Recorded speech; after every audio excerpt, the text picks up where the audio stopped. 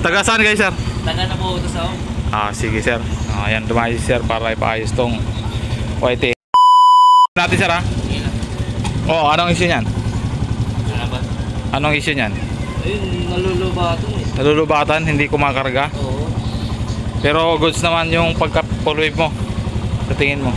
Sir, hi ka muna, sir. Taga saan kayo, sir? Taga na po ito sa ako. Sige, sir. Ayan, dumayos, sir, para ipaayos tong white. Okay, rekta na kaagad tayo sa problema. So ito yung unang problema ni sir ay naka-halogen siya. Kahit successful yung ating full wave, kapag naka-halogen ka ay malulubat pa rin yung inyong battery. At ito pa, kapag nagpo-full wave ka, kailangan mo rin palitan ng LED itong T-light dahil malakas din ito kumonsumo sa battery kahit naka-full wave ka. Kasi ang full wave, mga idol, ay sa rekta na po sa battery kumukuha ng supply yan.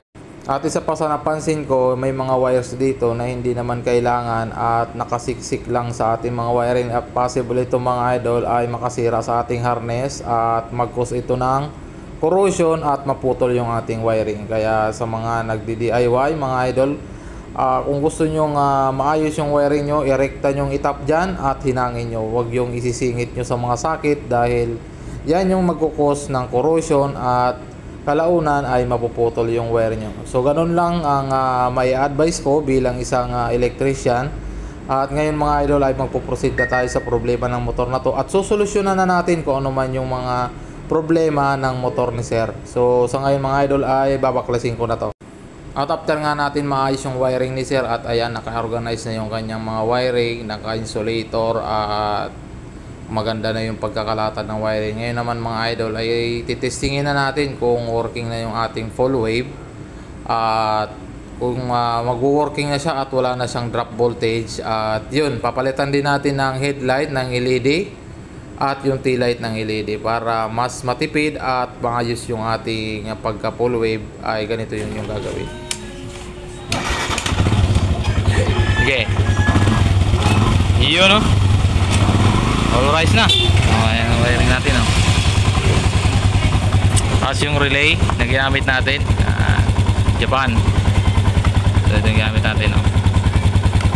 Isa ito sa mga ginagamit nating relay. Mas maliit siya at mas hindi kumakain ng space sa motor. So ang tawag dyan, mga idol, ay Omron. Marami yan sa online.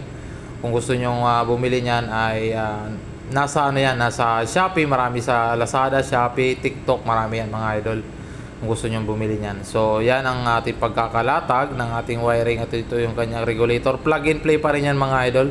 Siyempre andyan yung ating fuse. At ngayon, mga idol, ay okay na ito at napalitan na natin, dapat palitan. Yan na, naka-LED na.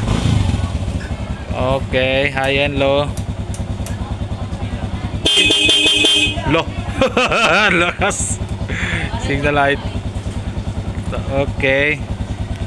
Ayan, owner si sir, taga na botas. Ayan, sir, okay na? Ano magsasabi natin, sir? Ha? All goods? Pero akala ko full wave lang eh. Dahil ko lang agency. Ang dami pala. Pero okay na rin, natingnan. Okay, sige, thank you, ma'am. Thank you, mama. Thank you. Thank you sa pagdayo.